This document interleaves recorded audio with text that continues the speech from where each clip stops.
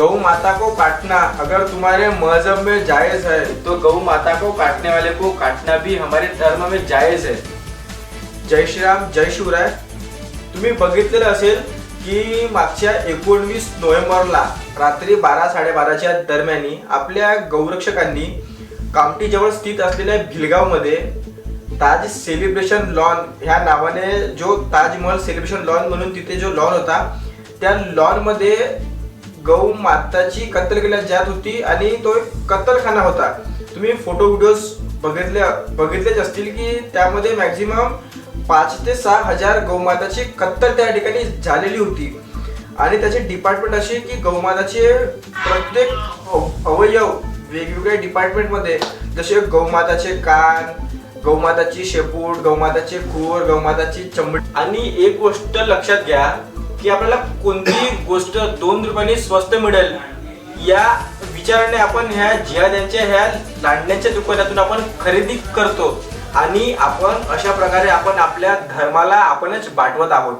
कुठली गोष्ट 2 रुपयांनी महाग मिळाली तरी चालेल, परंतु हिंदू का त्योहार हिंदू से व्यवहार ह्या सिद्धांतावर चालाल तरच आपला धर्म, आपली संस्कृती, आपली हिंदू परंपरा सुरक्षित राहील। नाहीतर 2 रुपये वाचण्याच्या चक्करमध्ये आपण ह्या जिहाद्यांच्या जिहादमध्ये बळी पडू। तुम्ही बघा, ही नागपुरातल्या इतिहासातली ही पहिली सगळ्यात मोठी कारवाई आहे जी फूड जिहादच्या माध्यमातून समोर आलेली आहे, जिथे गौमांस पासून तूप आणि डालडा तयार केल्या जात आहे। तर ही गोष्ट लक्षात घ्या आणि जिहादला बळी पडू नका। अशा प्रकारे गौमाताचे वेगवेगळे अवयव वेगवेगळ्या डिपार्टमेंटमध्ये पडून होते।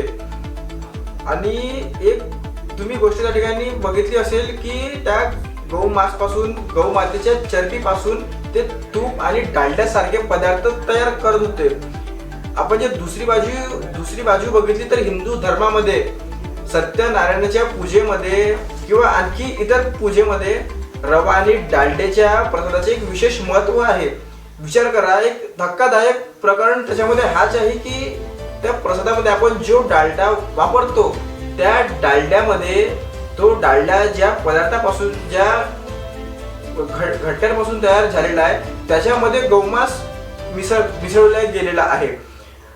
आणि एक महत्त्वाची गोष्ट म्हणजे की आपण कुठली गोष्ट आपल्या हिंदूंना स्वस्त मिळेल म्हणून आपण काय करतो तर ह्या लांडण्यांच्या म्हणा किंवा ह्या जिहाद्यांच्या दुकानात आपण खरेदी करतो। गहू मांसापासून हे लोक डालडा आणि तूप सारख्या गोष्टी खाद्यपदार्थ तयार करत आहेत। म्हणजे कुठे ना कुठे हा जो प्रकार आहे तर एक तुमचा आपला हिंदू धर्म, हिंदू समाज, हिंदू संस्कृती, हिंदू परंपरा हा बाटवण्याचा एक प्रयत्न आहे।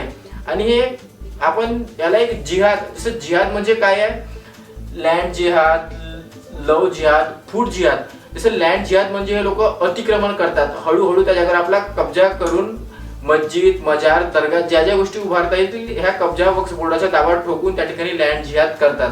त्यानंतर लव जिहाद, प्रेम धर्मांतरण ह्या गोष्टीमध्ये यांना फसवून खोट्या प्रेमामध्ये अडवून यांना धर्मांतर करण्याकरता मुलींना मजबूर केले जाते।